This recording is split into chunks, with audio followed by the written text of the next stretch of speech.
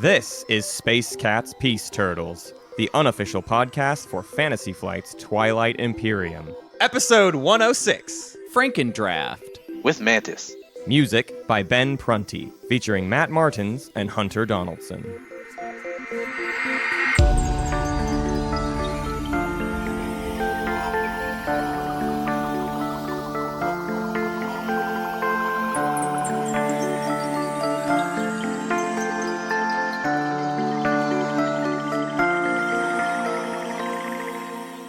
So if you're ever wondering, Mantis, why Hunter and I always have such a weird energy at the beginning of an episode, it's because we do all of this dumb stuff before we start recording. So then it's like, oh, okay, now I guess we need to talk normal for a minute, even though we just were not normal for like 2.5 minutes. Nice. It's really funny having a guest because I feel like it calls attention to the awkwardness of it because it's like we're all kind of getting warmed up, talking to each other, and it's like, okay, let's kill all that energy right now and reset from zero. It would be like if you were on a date and you sat down and they were like, you know what? I'm going to leave real quick and come back in 10 minutes. I rewatched the Patreon final intro recently just to kind of like, someone reminded me that I did like character intros and I was like, oh, that's weird. Why did I do character intros? And I went back and watched the final and I did like the used car salesman Schroeder. And what's funny about it is I did all those, which it's like a whole written thing. And then I finished it. And then there's like 10 seconds of silence where everyone's like, okay, are you done? Now what? Like, it was like so terrible. I had no way to then segue into the game. I just did all these terrible intros and then nothing. It's like, oh yeah, wow. Now play the board game, please. Thank you. That is all. And that was when it was just you and Root, right? Yeah, commentating. exactly. It makes me so sad that I was not on that video. Actually, Well, that I wasn't there to stop you or be a stop me doing a terrible idea. Well, regardless, we got Mantis here today, Space Kitty Mantis, and he made us do a terrible thing this last weekend. He invited us to a wonderful party. I didn't make you do anything. You did it on your own. Yeah. Well, regardless, we played this monstrosity that is beautiful. This beautiful monstrosity, like Frankenstein's monster in a dress, a thing called Frankendraft. And Mantis, I think right off the bat, well, first off, we should do a little bit of the things that we're supposed to do at the beginning of episodes, like say, hey, we have a tournament. Sign up for our tournament real quick. Mantis is a member of our Patreon, and if you are a member of our Patreon at any level, you can sign up for the tournament. The actual sign up form for that's going to be coming up really soon, actually. Start of this month, basically, we're going to send out the form. So if you are a member of the Patreon during the months of October or November, you will then get a form to sign up for the tournament for 2020. The only other thing for this episode is it's going to be really weird today because we're talking about a crazy variant. So basically, best of luck in terms of keeping up with like ability names. There's going to be a lot of terms that are probably just thrown out. We'll do our best to try to like use the term, but then say what the ability actually is. But I have a hunch that we're going to fall behind on some of that. So regardless, without further ado, before we dive into like all the silliness of the game we played and all that, I think we just kind of need an overview, Mantis, of like what is Frankendraft and how does it work? All right, well, first, Frankendraft is short for Frankenstein Backdraft. And as the name kind of implies, it's a type of backdraft. And we kind of came up with the idea back when Backdraft itself was getting a little popular. I guess you might need to even explain Backdraft because people don't necessarily know what that is. Okay, so taking a step back further, Backdraft, it's when you deal all the system tiles and the race selection tokens into bags for each player. So each player would end up with a bag with, let's say, 3 blue tiles, 2 red tiles, and 2 faction tokens. What you do is you look in your bag, you keep one item for yourself, and then you pass the bag to your right. And then you take the bag that you were passed, and you take one more item out. And the goal is to end up with the same starting composition. You've got your 3 blue tiles, 2 red, and a faction token. And then you build your galaxy with the tiles you've drafted, and then you pick one of your 2 factions. Gotcha. So you guys thought this is fun and a little bit complicated. How can we make it just absolutely the most complicated thing I've ever endured? Well, right. Well, it wasn't the original idea. Wasn't even to actually do it. It was me hearing this idea of the backdraft and thinking, well, that's just ridiculous. How about Mhm. we make it even more ridiculous as a joke? And I said, well, why don't we just chop up all the factions and draft pieces of them instead? Because that would be cooler, right? Right. And I probably made the joke once or twice again, and then finally I had like free time on my hands, so I actually did it. And again, it was still a joke, right? Like I kind of mocked up what it would look like with one faction. I think I picked a con and I chopped up all the pieces, and I was like, this wasn't too bad. I could probably do it for all of them. Oh, no. So I showed it off and said, hey, this is this was that joke, right? And the reception was, let's try it. Yeah. And I'm not going to back down from my joke. Right. You can't call my bluff. I'll do it if you want. So and we now did. it's turned into a thing that people do every single Friday. Like there is there's a part of the TTS community that plays Frankendraft every single Friday night. That's right. Yeah. So we've been doing that for about a month now. Oh my gosh. And we've been aiming for 2 games because we usually have more than 6 people interested, but we haven't got 2 full games going yet. Gotcha. So maybe this week if we get more people interested. Yeah. I love that we're doing this episode in honor of Halloween. Right, Frankenstein's I monster. realized we've already gotten into the topic, but I do just want to say this is our spooky Halloween episode. And if this sounds interesting to you at all, you guys all need to do it. Me and Matt have played it once now at this point. Yep. But Mantis, I wanted to ask, like, who all do we have to thank for this variant existing? I mean, like, obviously, did you pretty mostly much build you. the whole? Yeah. Did you pretty much build the whole mod yourself, basically, with all the with the checklist and all of the? Yeah. stuff? So going back to their bag draft, I think that was something they did in one of the Texas tournaments. Yes, but- that sounds familiar. But Seven was the one that kind of made it popular on TTS. And he was the one that was pushing it and that I pitched the joke idea to, and he was the one that kind of made us run with it. So, as far as actually creating it, yeah, I kind of did that. Yeah, Again, it's as worth part of noting the too. joke. So this is for a while now has been mostly just a tabletop simulator thing. I mean, it sounds like something that would be impossible outside of tabletop simulator. But we've heard of a couple people that have now turned it into an actual thing that they play with their home copy of TI. Oh no! Did somebody cut up their game? No, I think they made it note cards, right, or something like that. Yeah. So there was actually a stream last week. Swifty, he's a member of That's the right. Yeah. community. He printed out cards essentially and drafted it. Yeah.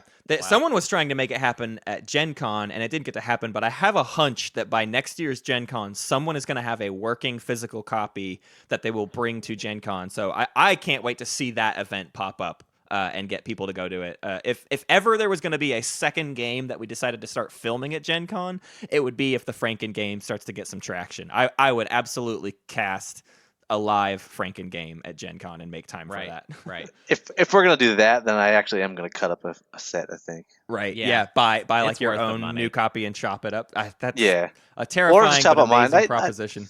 I don't know. My real life group, there's like 4 or 5 of us with a copy of the game. So if I Right. cut up mine, we Yeah. can find a way to manage. So to talk a little bit more about just like how it all works. So break down all of the components that are actually used in Franken, because we talk about like faction abilities, but it's a little bit more involved than just like we took all this, like what are all the things that are then included in the draft? Right. So I think there's a total of 24 or 25 components in your bag. So you've got your 3 blue tiles, your 2 red tiles, and then after that, you've got 2 home systems. You've got 2 promissory notes. You've got 2 flagships you can pick from. You've got 2 quantities of commodities for your sheet. You've got 3 faction technologies. You've got 4 faction abilities. So those are individual abilities, not like a Right. collection of a faction's abilities. So Right. you could have like, It'll literally be just like guild ships from the Hakan, and guild ships, if I'm remembering, I don't even you guys actually know the names of abilities now, where I think most people don't ever pay attention to what the names of abilities are. But like one person might just have the ability to trade action cards, and someone else will just have the ability to trade with anyone regardless of being neighbor. Right. yeah, exactly. And some of them, like they work perfectly fine on their own, and some of them are just like, well, this is really weird without the corresponding ability that I should Right. also have. Right. Necro's a very strange beast when you get it into Franken, because all of the things kind of have a thematic similarity, but when you split them up, it becomes this very, very, I think if anything feels like Frankenstein, it's when you have one Necro ability and nothing else from Necro. Oh yeah, yeah. There's certainly factions that like you can tell that like they have an ability that kind of weakens them because their other abilities are strong, and when you Right. pull them apart, you don't have that anymore. So a good example is Arborek as well, like the Latani Oh, right. without the restriction Mitosis. on building them, right? Yeah, like Yeah, it's not a great ability to not be able to produce ground forces out of space stocks. That's not necessarily preferable. Same with like Jolnar's -1. It's not like anybody's ever going to draft -1. So then the end result is people are only drafting like really great abilities. What are, I guess, some of the crazier combos you've ever seen in games? as far as like super strong, the one that kind of people latch onto a lot is the Spec Ops with the Alistair, which is the Necro flagship where they can participate, or even better, Latani with the Alistair. Oh my god.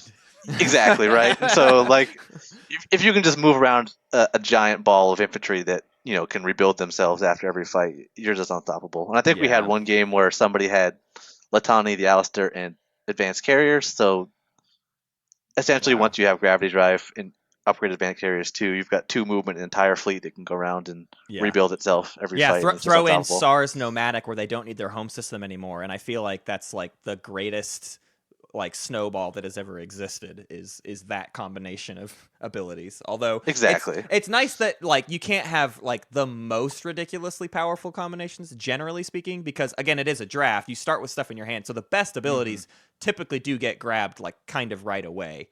Yeah, Um, exactly.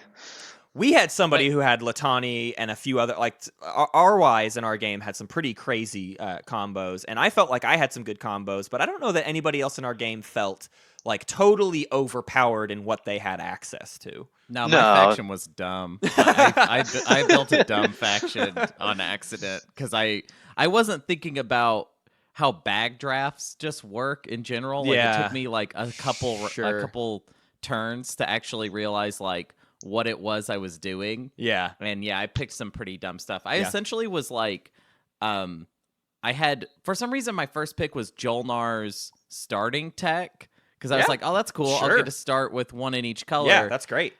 But there were other things in my bag that were so much better than that. I just like picked Right. the first thing that I liked. No, I mean that's one of the top abilities. That one's really hard to pass up. Oh, Yeah. I mean, I don't think it was a horrible pick. I think though that there was also, so I'm pretty sure I also had the Jolnar like Brilliance, like just the tech one. Yeah. Which Probably- is kind of silly that I didn't just take that and then I could have built my Whatever tech tech you however I want. wanted it to Yeah. be. But yeah, I was essentially like L1-ish with the skip ability Yeah. from Isarl, and also I could go through wormholes. You were Like, the weirdest hodgepodge. It And didn't really make any sense. We'll break down more of like specifically what happened in our game a little bit later, just so you can get a real taste of like what some games end up like. But I think I want to cover a few more things. The last real question is in terms of just like breaking down Frankendraft and how weird of a game it is, but also like, I don't know, it still feels like Twilight Imperium. Like there are crazy homebrews out there, and even though Frankendraft feels like the extent of what homebrew could possibly be, at the end of the day, it still ends up feeling like Twilight Imperium. And so in that way, it feels like actually not as homebrew as I thought it would be. So I wonder, Mantis, since you've played it quite a bit, do you think Frankendraft like makes you better at vanilla TI? Certainly in some aspects, and then in other aspects, you kind of just forget some things. Yeah. Like I had a recent vanilla game where I totally forgot that Yin has devotion, and I Oh, sent a carrier to attack a destroyer. I That's tried to bluff definitely- my way that's- out of it. It didn't work very well. right. It's hard to keep track of the abilities in Franken to the extent where, yeah, at a certain point, you almost, because it's such a dumb game, like just a crazy game, you stop like really having your computer brain on, or at least, you should. I probably didn't even do that enough, but Hunter, you definitely did. You just leaned into the like, it's all madness, whatever, man. Yeah. But I did attack our pseudo. I attacked RYs who had Latani 2 or Latani 1 on Mechatol Rex, and I completely forgot he had like Latani super infantry. So there's a certain aspect of like you just totally forget that people have certain things when you're you're trying to pay attention to even your own abilities and see what you can do more than you have time to pay attention to what other people have and can do. Yeah, but on your earlier question, you do learn the abilities better. Like maybe it's just as simple as knowing the names, but like before this, you wouldn't know what ability. Like, you brought up kill chips earlier, right? Like Like, Hakan has the ability to do that, but you might not know its named guild ships. Mhm. And this certainly helps you piece together those types of things. Yeah, I think there's also a potential for it to like kind of scramble your knowledge. So I feel like if somebody hasn't played a lot of Twilight Imperium, jumping into Frankendraft is probably going to confuse you. But Yeah. I feel like if you've played a lot, it's just going to deepen your memory Right. of what these factions are made of, essentially. Because you're seeing them in a fresh context for the most part. I will say one of the things I thought was interesting about it was I think somebody had 2 of Jolnar's. There was somebody that essentially was, I think it was Snorcerer. Yeah, I think you It get almost brilliant seemed like and they just- analytical.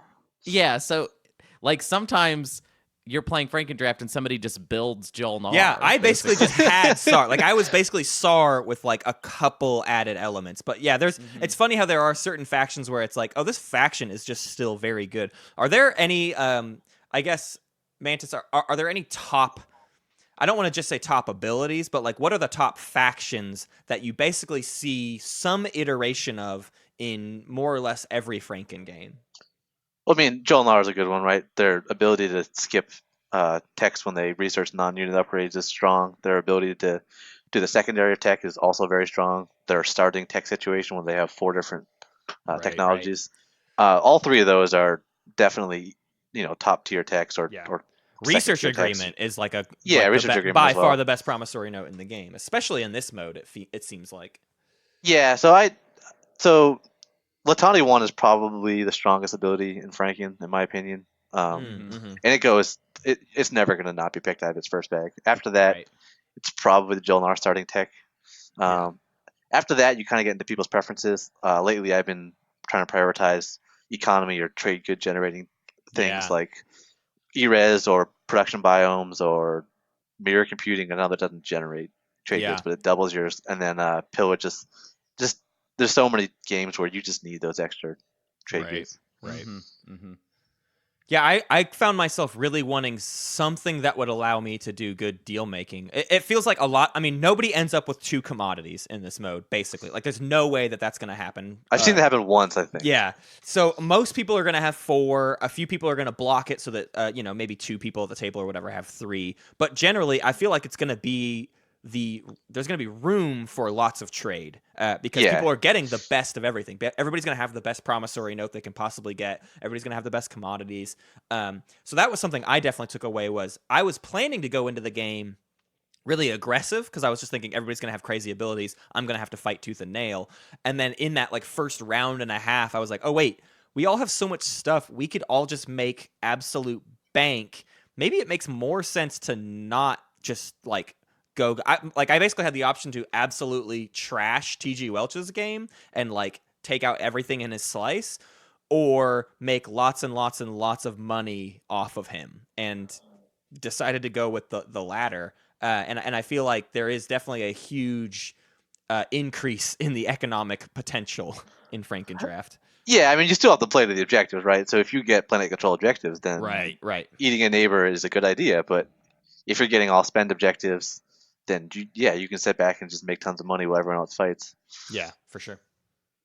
Yeah. I want to talk more about how it felt to play the draft. So me and Matt and Mantis and TG Welch and R-Wise and Snorcerer played a game that should be available on YouTube now.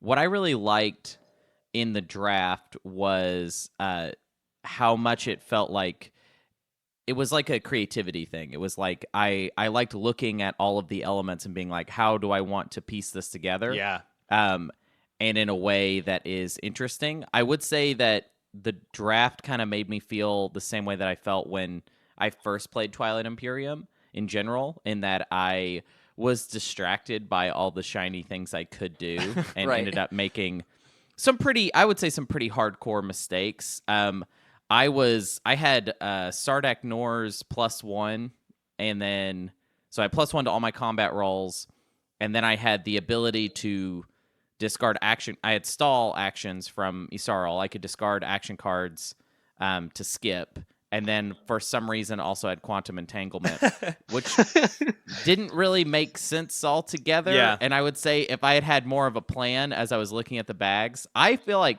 I had this like I'm overwhelmed by this, so I'm just gonna roll with the punches. Yeah. But I rolled into such an awkward, strange faction. So I would say that it might be a good idea if you're coming into Frankendraft as a new person to kind of have a plan of like what abilities you'd really like to get. They won't necessarily be in the draft. How many faction abilities get left out each time? Something like 10? There's like 35 or I think 35 total, and we deal out 4 times 6 or 24, so 11 of them get left out. So Gotcha. 2/3 of them Yeah. roughly. That's a get in lot. play. I mean, that's Yeah. quite a Yeah, bit. Which that's is quite a bit. fun because this variant could very easily turn into like absolutely the exact same abilities every single time. Mhm. So it's pretty important that like there's a lot of chance thrown into what you may even end up seeing. Right.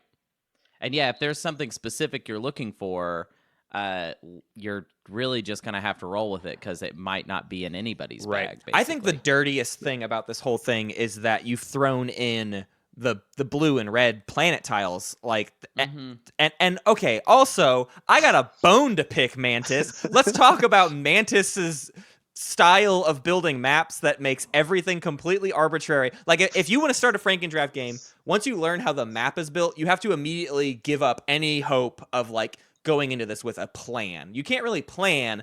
And like for me, I was trying to find things with lots of synergy, and you don't have that. You just got to go with what is good and hope you come out on the other end with something that works.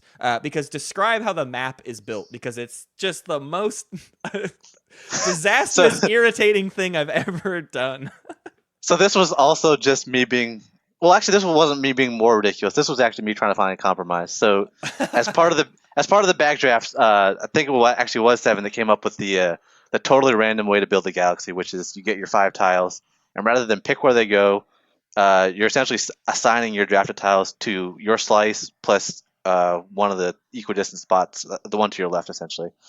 And so, with a totally random way, you just start pulling them out and putting them in order in each of the spots. What's nice about it, yeah, it reinforces the idea of something that I did not take to heart, which is like, hey, this is stupid, and you should just like have some fun with it and quit. Don't take this too seriously because you have no control. You just have no control. And yeah, so like the fully random was because if you play at least on TTS a lot, you run into the same maps every time you do a normal build where you've got your planet to your left or right, planet in front of you, and then another one in front of that. Yeah. And that can get, that's the optimal way to play in our terms at least. But sometimes you want to play maps that aren't like that. So the totally random was a way to kind of break that habit. But it was very unforgiving. You would end up with just awful slices. So they started adding like mulligans to the totally random. But once you start adding mulligans in, it kind of took away a lot of what the randomness added. So I kind of came up with I called it pseudo random, which was the first tile still goes next to Mechatol. I didn't change that. But rather than doing a mulligan or forcing you to put in front of your home for the second one, we kind of set it up where you could pick. You look at the second tile. If it's an anomaly, you stick it in your equidistance. If it's a planet, you get to decide, obviously, equidistant or in front of your home. Or if you're cruel and you want to, handicap yourself, you can put that anomaly in front of your home for fun. I don't know. Right. But I found that was a good way to kind of balance the two approaches of totally unforgiving, random, and the kind of too similar to the normal build of the mulligan method. Right. I what I liked about our game is that the method made it where there were all empty space next to Mechatol except for one. There was only one system that was planets. And that's pretty rare to see something like that. So that was kind of fun. Yeah, we had an absolutely crazy map. I had just like, I wouldn't say a bad slice, but the way all of my time, basically someone pointed it out towards the end of the draft, but I actually didn't get to choose any of my tiles that I put into my slice, because you're still relegated to if there's an anomaly there, you can't place an anomaly adjacent, and if there's a wormhole, you can't place a wormhole adjacent. And every single one of my selections, the tile that came up had a thing that it couldn't be placed adjacent to, so I did not build my slice. It just happened to me. Yeah. And you ended up with probably the second worst outcome. I think the worst outcome is to have your blue tiles be next to Mechatol, in front of your home, and then in the equidistant, or next to Mechatol, equidistant, and to the Right. left of, or right of your home, Oh, vice God. versa. You didn't have quite that bad, but you had probably No. the next worst. Right. Yeah, I didn't hate it, and I should have, because of me having like the abilities that I had, which again we'll get into more. But I basically had a pie slice that screamed, "Go kill a neighbor as fast as you possibly can," and I didn't lean into that hard enough, and I absolutely should have, because everything in my game was saying, "Oh, just go eliminate someone. Come on, it's Frankendraft." Yeah, I mean, Yeah. also you had like several SAR abilities. Exactly. So, I mean, that was, yeah. I should have leaned into just the absolute ridiculousness of it and gone for the kill, but I went for seeing if I could make a lot of money instead. So let's. Do we want to start getting into like our specific game and what really happened? I mean, I feel like we have kind of covered a little bit of it, but yeah, let's get into it. Okay. Because I also, but I do want to say that I also want people to check out the video. Yes. That should be on YouTube very soon. Right. If it's not up already, it's getting uploaded to YouTube. It's already on our Twitch. You can go watch the VOD on Twitch, but that only stays up for so long. So check the YouTube. We're making sure that game gets put on YouTube. I will say this podcast is PG rated, but the video is not. There is an excessive amount of cursing from myself mostly. So I apologize in advance for that. But yeah, please be aware that if you want to go watch the game, it's a little bit more adult themed than the show. Right, and there if you haven't figured it out yet, there is a head desk. So if Sort you're of. looking I for mean, some Matt head desk content, that is. It's classic Matt head desk. I had to type head desk instead of actually head desking. My Right. wife wants us to remember our eventual children, so I've been informed that I'm no longer allowed to head desk on camera or otherwise. Well, I'm gonna do a quick breakdown of just what the draft ended up with for everybody, and then we can kind of talk about like the implications of all of that. So this is gonna be a lot of like things thrown at you really fast, so I'm sorry. I hope you can kind of keep up.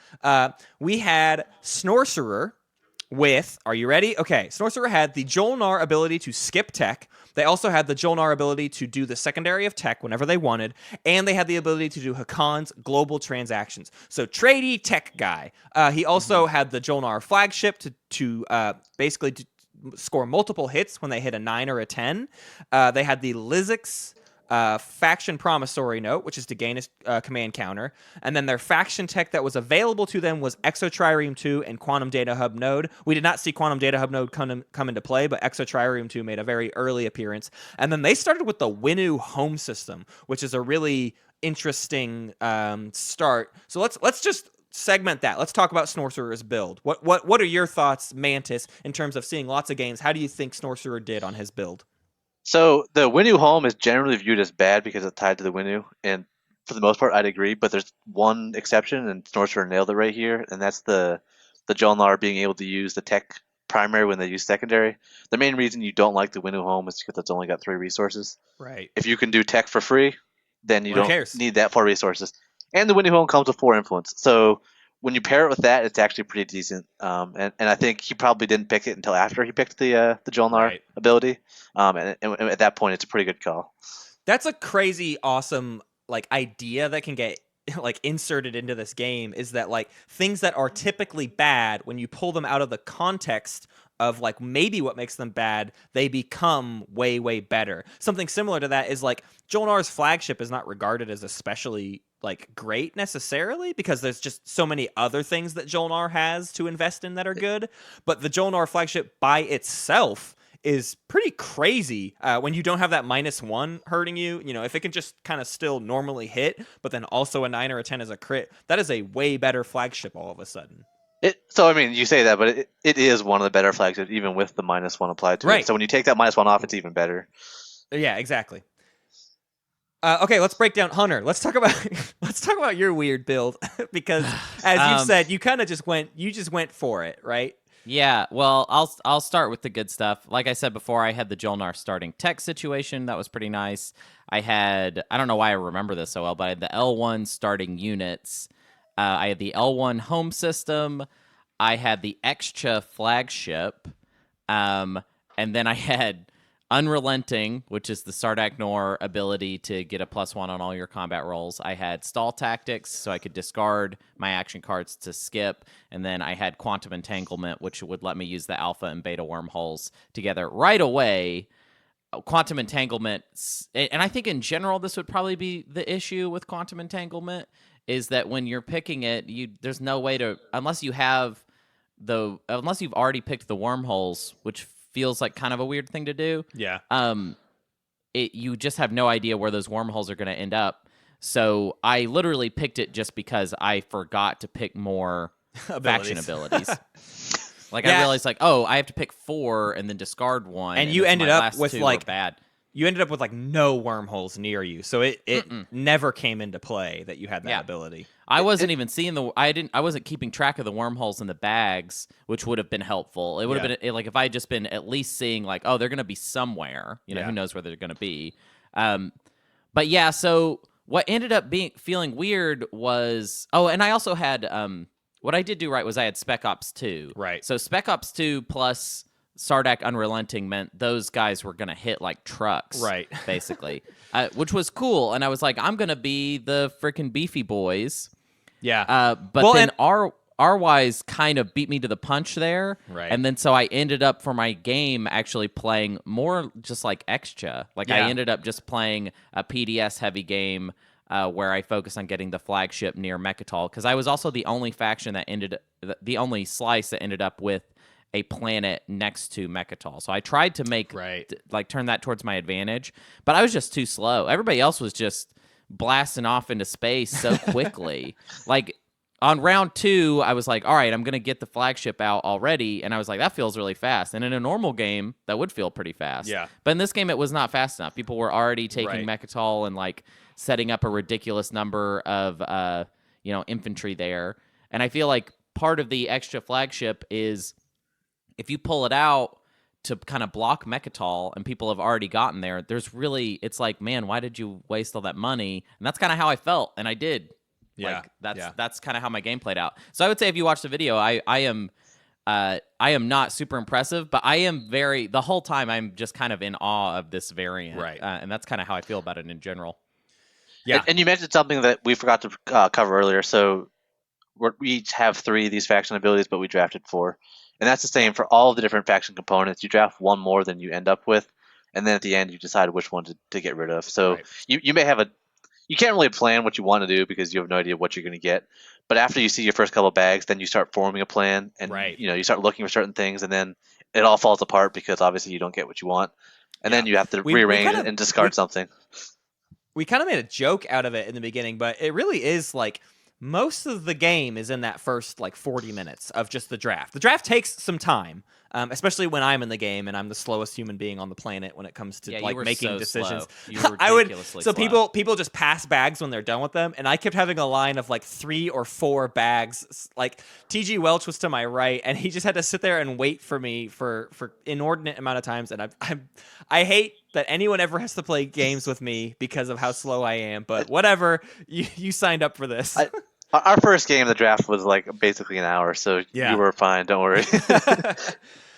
So let's talk about R-Wise. R-Wise had Scavenge, which is SAR's ability to take trade goods every time they take a planet. They had Indoctrination, the Yin infantry conversion, and they had Orbital Drop, the Soul infantry spam. So there's already 2 very good infantry abilities. Then they had the Necro flagship where they can use infantry as ships in space combat. They also had Hakon's Promissory Note, which is a weird... We'll talk about this in a minute, but Hakon's Promissory Note is a very weird one to draft for yourself. Anyways, he also had Latani 2, which meant...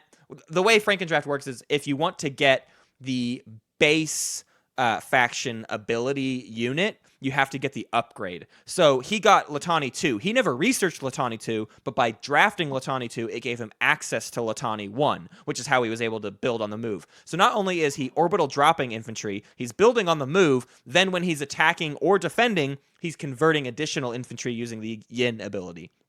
He also lucked out with production biomes, which helped him just gain some money and afford extra stuff. And he had the Soul home system, which is good enough, I think. So Mantis, what's your takes on this faction? So that's a pretty solid build. Like you said, a lot of those things work together. You can tell he was focusing on ground combat, and ground combat wins plenty of games. It didn't work out in his favor this time, but I Just would barely, definitely put money on his type of build in Yeah. any given game. Yeah, Yeah. definitely. Yeah. So let's talk about why Hakan's promissory note is kind of a weird one. I think promissory notes in general, I found it very difficult to decide on a promissory note. Things like research agreement are really obvious. Things like I ended up with Sardak Nor's promissory note. Things that are just obviously tradable. That one's so good. Makes though, right? sense. Love that. Well, one. it's just like something you can actually get out there. But I think at one point I saw the Hakan promissory note and I was like, I don't know why I would want to do that. If I don't have the ability to trade with anybody myself, why would I want to grant that to somebody else? So I don't know. Mantis, what's your take on like what do you look for in a promissory note? And is there much strategy there, or do you kind of just usually end up with what you end up with? So I don't value them super high in the draft, but by like bag 3 or 4, if research agreement, the Jolnar one comes by, I'll definitely take it. Right. The other good one is the Soul one, and that's the one I ended up with this game, and that's the one that lets you sell infantry. Right. Those two you can always find a buyer for. The similar to the Hakan one, the Mulat one, which lets you research War Suns. You can give that away, but you Yeah. can't build War Suns yourself. So you've got these weird, strange alien plans that tell you how to build a War Sun, but you can't Yeah. read them. But you sell them to someone else, and they figure it out. So good for them. Yeah, I felt weird trying to draft something like that where it's like, I'm just going to give somebody more power than I have myself. I don't know that I'm interested in that. And maybe because like we talked about earlier, maybe because Frankendraft has kind of more money technically available than like a standard game, more people would be willing to pay for those types of things. But I don't know that he ever ended up selling that Hakan promissory note. So I think that's one of the things that sort of falls by the wayside. If you don't get one of the obvious promissory notes, I don't think you really mess with your promissory note. No, you just don't care about it at that point. Like the other ones, they were all sellable ones, but they were like super situational sellable ones. Like Yep. like you can certainly sell the Sardak +1 combat, the Barony reroll. You can sell that one as well. Right, But there's right. I had that You have a one. lot fewer I- opportunities for people to buy those, I think. Yeah, I had the Barony promissory note, and I honestly just kind of forgot immediately exactly. that I had it, actually. But yeah, I mean, I should have been able to make use of it, and if I had been pushing it, it could have actually gotten out there a little bit. Yeah. I think with that I always forget how that one works. Do you have to have the trade goods in order to use a You Barony don't. promissory note? No, you No. do not. Okay.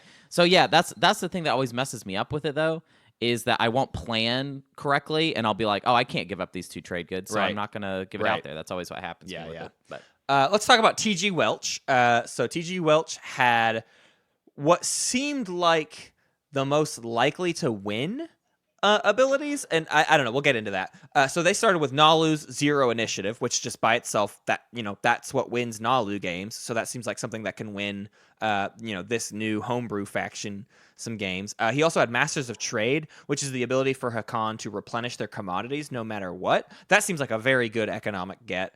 He took Galactic Threat, which is the Necro ability to predict agendas but not be allowed to vote on them. So that's a very strange get, but based on the way that Frankendraft works, if you draft specific Necro abilities, that's what suddenly grants you access to Valifar Assimilator, the Necro tech copier. We'll have to explain that more, but basically Necro's ability to copy faction tech is not a thing that you can draft.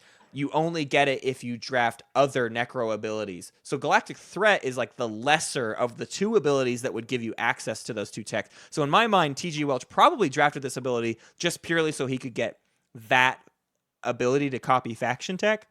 I don't know that he ever used it to a huge effect, but that's one of the things in this mode that works very, very strangely. He also had the SAR flagship, which is a bunch of anti-fighter barrage. He got Research Agreement, which is Jolnar's very, very good promissory note, definitely the best promissory note in the game. And he ended up with Impulse Core, which is a weird choice, which is Yin's ability to kill a destroyer before combat to score a hit. And then he got E-Res Siphons, another Jolnar ability, the one where if you get attacked, you get 4 trade goods. And he had the Yin Homeworld, which is a 4/4. I had that in my starting hand, and I thought it would be a pain to have a 4/4. But then other people later said that Yin's 4/4 is kind of a solid, enticing get. Can you break that down, Mantis? What makes Yin's 4/4 like kind of ideal? So having a 1 planet home is a lot easier to defend than having 2 planets in your home. Right. And in a game where everyone's got kind of a lot of superpowers, you want that extra security knowing that you only have to defend 1 home. Mm-hmm. And the Yin is the only one that comes with high resources and high voting power, Right. which is weird because he also drafted the Necro ability that prevents from Inability to voting. vote, So, right. so I generally value the Yin home system, but I probably wouldn't have touched it if I knew I was going to keep Galactic Threat. Yeah. Because why not just get another 4/0 home system at that point? I mean, there are occasions where you can use it to buy tokens, but you're probably using it for the resources Right. more often than not. For sure. So what else? So the bigger thing is there a like specific reason the way Necro's faction tech decided to get included into this variant, or is it just like by virtue of it not working any other way? Like what happened with Necro, I guess is the question. Yeah, so there's a couple things that not all of the components are in the draft. When I say that, I mean they're not all draftable. They're all in the game in some form. So, for example, TG also had telepathic, which is the ability to use the 0 token. The promissory note that Nalu has is the ability to sell that 0 token. It doesn't Right. make sense for somebody else to have that. Yeah. So that promissory note is not draftable, but if you choose to keep telepathic, you can trade in your drafted promissory note for the one that gives the 0 token. Nobody's going to do that unless they get an absolutely garbage note. But even at that Right. point, you would just keep it. But so those types of things are kept out. And one of the other things is the Velafar simulators. They're worthless on their own. That you can't use them without the Necro abilities. Right. So what we decided is, we're monsters here, but there's still laws we got to follow. So everyone's got 2 faction techs, right? So if you want to use one of these assimilators, you got to give up one of your faction techs, and that's what TG did. He, like you said, he drafted Impulse Core and E-Res Siphons, and he decided that he would rather get a Velafar assimilator and discard Impulse Core. Right. So he played the game with E-Res and Velafar X. Right. And the Velafars with this Necro ability, it's like you said, it's really tough to get those faction techs during the agenda phase. It's certainly better than Impulse Core in my mind, so I think it was a no-brainer for him. Sure. But Yeah. you're not always going to trade that in with this particular Necro one. With the other one, you probably almost always trade it in because getting him via combat is so much easier. Yeah.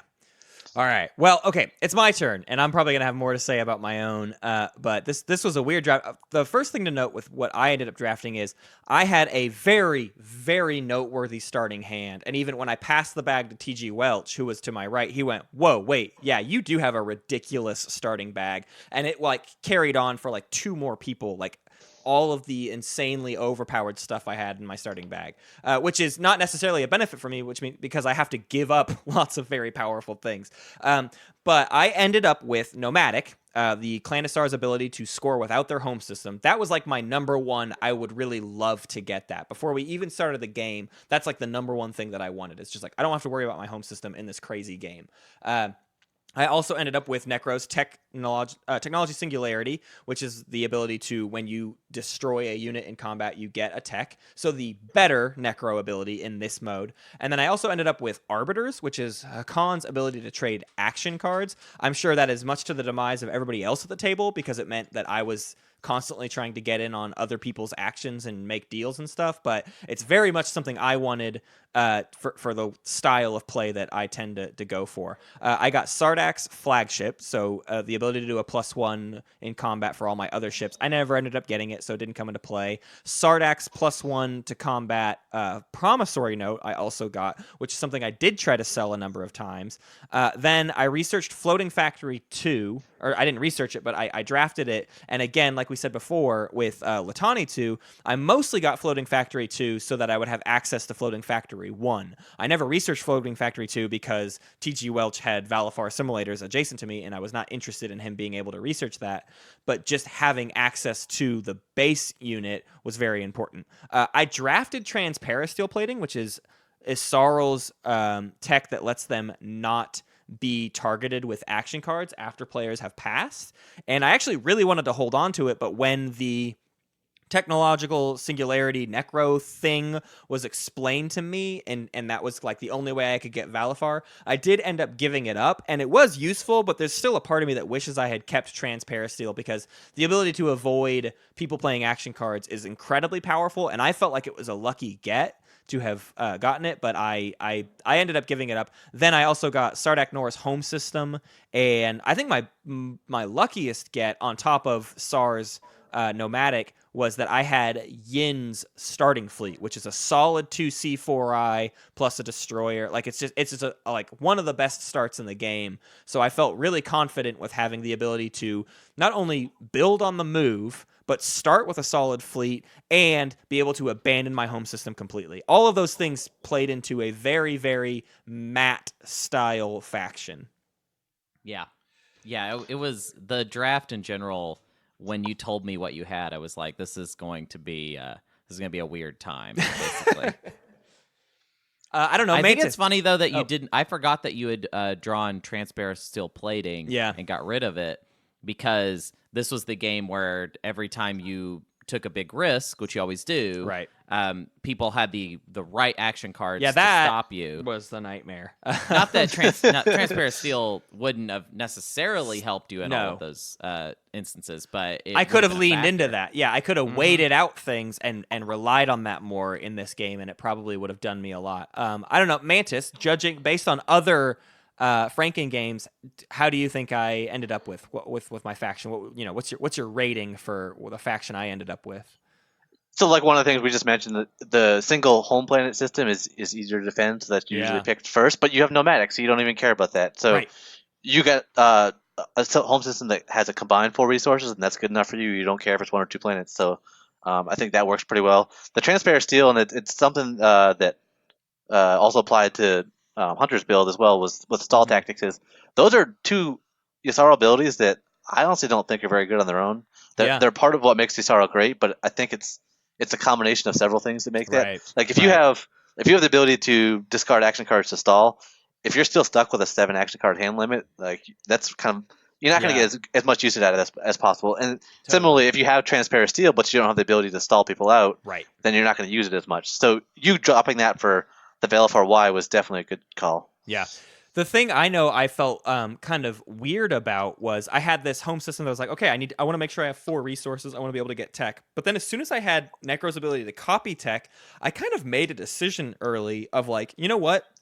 If I can get tech for free, maybe I should make a point to never buy tech and only get it through copying it so that I can save that money for more units. Since I'm building them on the go anyways, I kind of made a rule for myself early on. I think there was 1 round where I decided to buy tech, but beyond that, I tried to almost strictly follow the idea that I should just not buy tech and see how it goes, since I could then just use that money for more units to move around the board with my floating factories and my nomadic ability. Yeah, and you definitely had a scary combination of abilities there for your neighbors, right? You don't care about your home.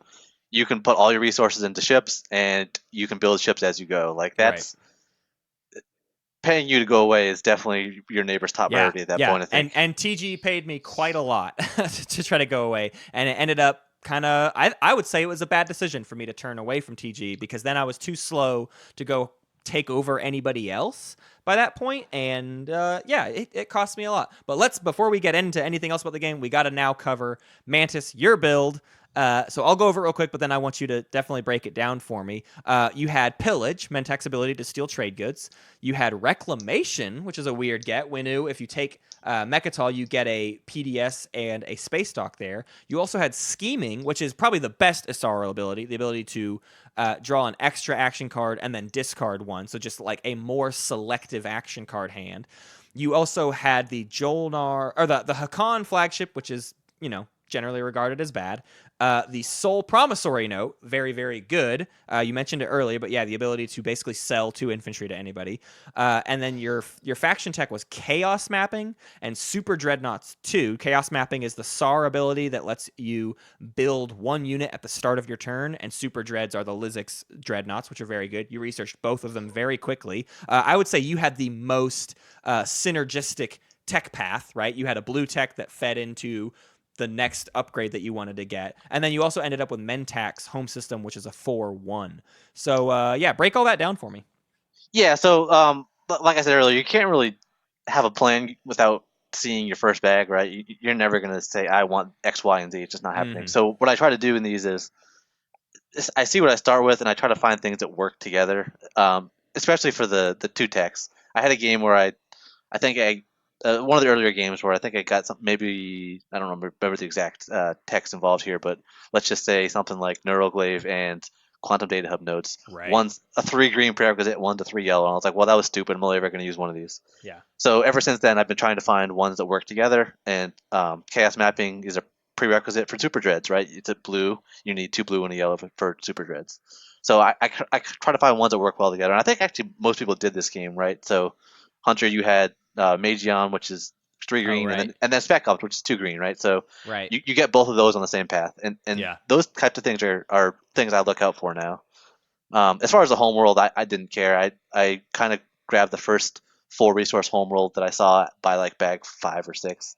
I didn't prioritize it. I don't think if I saw the Let Nev one, I might have prioritized it earlier, but I don't think that was in this one. Yeah, it didn't seem like someone surely would have ended up with it if it was in the Yeah. draft. So it If it clearly was got there. left out. Yeah. Yeah, and so I didn't prioritize faction abilities very highly either. I think I got Pillage early, probably bag 1, and then Scheming bag 2 or 3. Reclamation I probably didn't get till like bag 7 or 8, honestly. My other one was the Barony reroll for trade goods, yeah. and I was kind of torn between the two, and I thought, well, the free space dock and PDS, if I even take Mechatol, is probably the better choice out of the two. The Hakon flagship, again, I just kind of ignored flagships, and then I had Pillage, so I said, hey, I can use somebody else's trade goods to buff my own dice. That'll be cool. But I never built it, so it didn't matter. But some of those, they work well together, and sometimes they don't. Yeah. But the Soul Note, I kind of picked that after Pillage as well, just so I could give it away for free and pillage as I gave it away as a joke. I mean, no one's going to be surprised by that, but it's the same outcome. It's the same outcome as spending it by 1, but it's cooler, right? Yeah. So you did a really good job of working pillage in general in that game, like just relentlessly. You're very like you can't really get anything past you. So like you are always recognizing whenever you had that opportunity to pillage. I don't know if I pillage R-wise enough though. You pillaged like 30 trade goods off of RYs. So whenever I take pillage, I try to go a little bit easy on my neighbors, especially early on before I have ships, because I don't want them to attack me. Right. But so the other thing you mentioned, Hunter, you had the quantum entanglement, which connects the wormholes, and you said, well, that was kind of silly to take without the wormholes. If I take pillage, I look for those empty wormholes just so I can be neighbors with people. Right, of course. And so I had the empty alpha and beta, and R-Wise had one of the other ends, and so he was on the never-ending side of every single pillage I could. And it was, to my delight, he revealed that he had scavenged, so he couldn't really make very good use of that when he took planets as well. So it was the draft itself was like such a fun experience, and I feel like everybody drafted, except for me, I feel like everybody drafted really, really well. I drafted I might as well have just picked random things out of the first couple bags. Well, actually, you were doing that at first. Like, we fixed it, but your first 2 bags, you just were you were literally drawing something randomly, and then someone had to correct you and be like, no, you get to pick. And you're like, oh, you guys are cowards then. I thought this was a real man's game. I was literally, you know what it is? It's just that I didn't go through that phase where everybody was playing bag draft. Yeah. So I wasn't even used to bag draft as a thing. Right. So I was kind of learning that on top of the other thing. But no, it all made for like a super interesting, really crazy game. Lots of just wild stuff that you wouldn't be able to see like any other way. I mean, it's not like this drafting method makes it where the game is unrecognizable, because it's just made of the game, right? Yeah. But it just allows for like ways of thinking about it that wouldn't be possible any other way. It's a contextual thing. It just changes the context of everything in the game. For sure. And I love it. It is super fun. It is, I think, the variant of this game that we need right now at this like stage of the game's life cycle, that we might as well be doing this. You know what I mean? Like this, that we're there. It's like, yep, it's about time to start doing stuff like this. Yeah, I mean, there's a few people. So obviously the TTS community is kind of crazy, and a bunch of you have played like an unseemly amount of games, but it's funny to see the players that now gravitate towards Frankendraft purely because they've played too much TI4. We don't have any sort of expansion or anything yet, so there's players that are kind of like, yeah, I've done every faction like many, many times.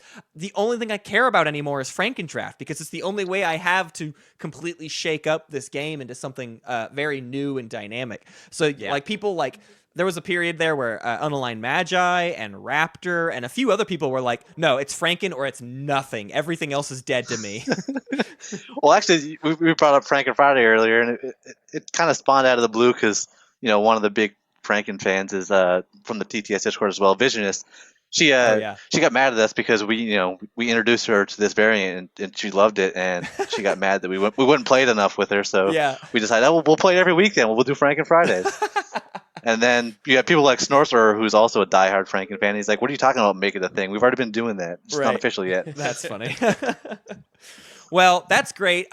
So if you want to see our game, we won't talk about all the, we're not going to spoil it for you. Go watch it again. Parental warning, I guess. At one point, I think I threatened to throw somebody out a window. It's a crazy game. You did. It's really wild. And I hope everybody, what I loved about it was, I throw little temper tantrums, and when I'm with my friends, it's not embarrassing because like they all lean into it, they all laugh at me. It's embarrassing. Well, it's a little bit embarrassing, but like the main thing is if I do like a triple head desk, Hunter is always there laughing very loudly, and it's kind of the signal of like, hey everyone, this is okay. And what's great about this Franken game is everybody was on that level, right? So I'm throwing my little tantrums, but everybody's kind of also poking me in the ribs about it and really leaning into that. And it makes it way better if people react that way to my outbursts than if you took it seriously. Because if you take it seriously, then it becomes very, very sad. And I never mean for it to be taken seriously. I just am like really wearing my emotions on my sleeves when I play TI. So I appreciate all the players for bearing through that. It's probably one of the biggest outbursts I've ever had. Off mic. You guys heard plenty of it on mic, but you have no idea how much more I was screaming just like in the corner of my desk. Like just I was losing my mind. I don't think I've ever been more angry, which is a credit to Snorcerer and how dastardly and terrible he was to me. So kudos. Well, you said the poking in the ribs is part of it.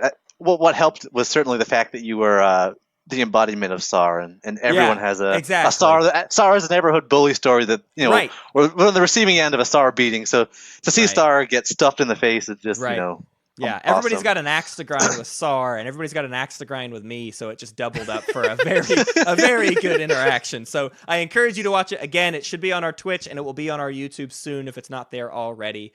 And that's our show. Let's do some running down. You want to run down, Hunter? Yeah, sure. You can rate us on your podcast app of choice, especially Apple Podcasts / iTunes. This show is called Space Cats, Peace Turtles. If you found it for some reason without knowing the name of the show, if you've listened all this way, if you type that into your podcast app, you will see the show that you're listening to right now. And if you just go ahead and rate that show, it is in fact the same show that you're listening to with me and Matt and Mantis this week on it.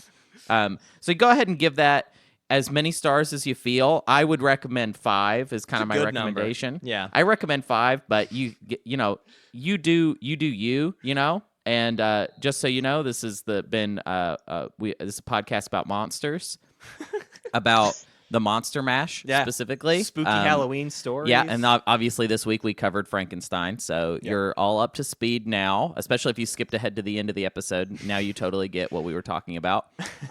We have a Twitter, Space Cats Pod. Check it out. There's going to be updates, announcements. Check out our Facebook so you can send Matt random rules questions at every hour of the day. I want to point out I definitely answered a question at like 4 a.m. the other day. I woke up because my cat was making me feed her, and then I just checked my phone real quick, and it's like, oh, there's a quick little rules question. Okay, yeah, I'll answer that real fast. So it really is almost any hour of the night. I will answer your questions apparently. 24/7. That's what he does.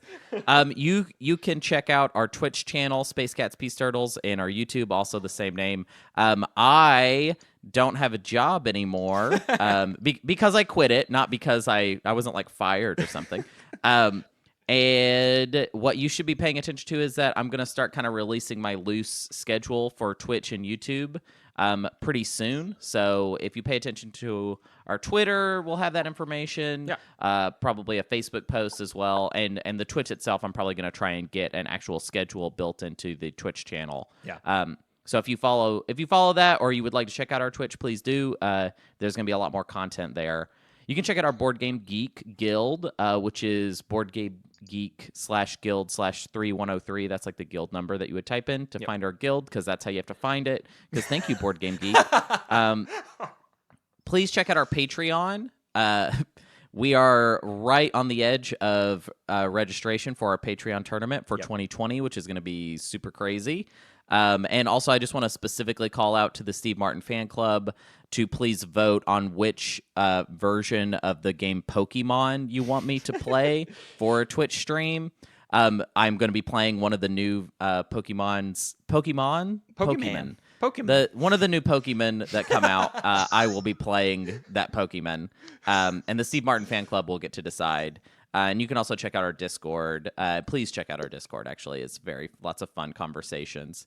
And also, I just realized it was such a bad idea for me to do this rundown, Because you got to talk about comedy now. I also put a bunch of comedy stuff in here. Keep but I do going, baby. I do want to give you these comedy dates. It would have been smarter to have Matt do all that other stuff. I don't care. Here we go. This is just my little corner where only I talk and two people sit and listen. So my name's Hunter. If I'm one of the people on the show Space Cats Peace Turtles, if you're aware of the show, this is the show that you're listening to. And I'm also I do this, but I also am a comedian, and I'm also on another podcast called Dumb and Busted, which is a true crime comedy podcast. It's been really, really fun. I've been doing it for a couple months now. And we are doing our first live show together. It's actually going to be this Friday in Portland, Oregon, where I live. It's going to be at the Cruise Room Annex on November 1st, which is Friday. Starts at 7:30, and it's a free show, but we do suggest a $5 donation. But I mean, you know, if you never even listened to the show before and you're like, I just want to check this out, like just come by and check it out. If you let me know that you're from Space Cats Peace Turtles, I'm not even going to care. Just come on out, come see it. I am also going to be involved in the Pacific Crest Comedy Festival, which is a Portland-based comedy festival happening. This is their first year. There are 3 shows that I will be on for that. The first one is called Earthquake Hurricane, and that will be at the Siren Theater on Thursday, November 7th at 7 p.m. Those tickets are $10 in advance, $15 at the door. Dumb and Busted, the podcast I was just talking about, is also involved with the comedy festival. We are going to be in the Siren Loft, which is right above the Siren Theater, on that same night at 9 p.m. Those tickets are $6 in advance, $10 at the door. Double header. So I'm literally going to do a comedy show and then go upstairs and do a comedy podcast, which is great.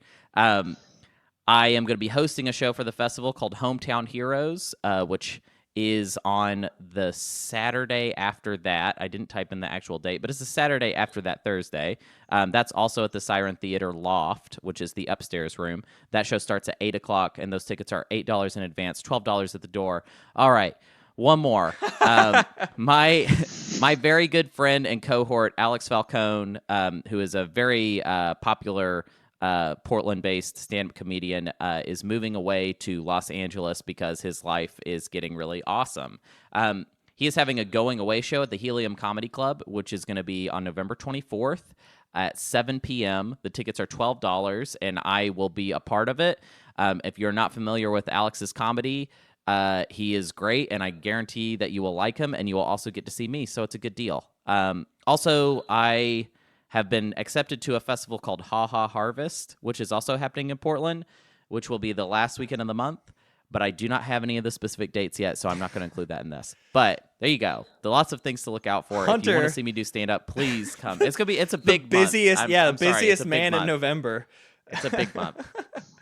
Well, that's great. And I'm super excited for all this going on, and I'm excited to be getting the Twitch and everything else off the ground too, because it's something we've been wanting to do for a long time, and and we've now finally have the time, or you have the time to do it. I have the time to do it. Yes. And I want to thank you, Mantis, for bringing this topic to us and making us play one of the best games of TI I've ever played, and for just being a part of this. This was also well overdue.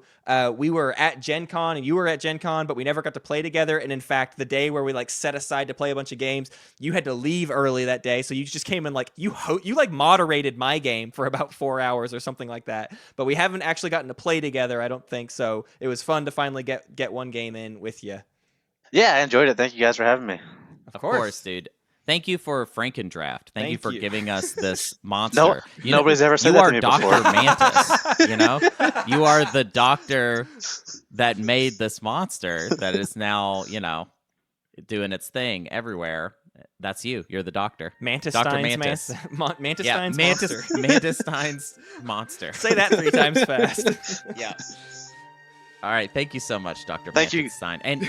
And I want to say to everybody, happy Halloween. Right? This is our Halloween episode.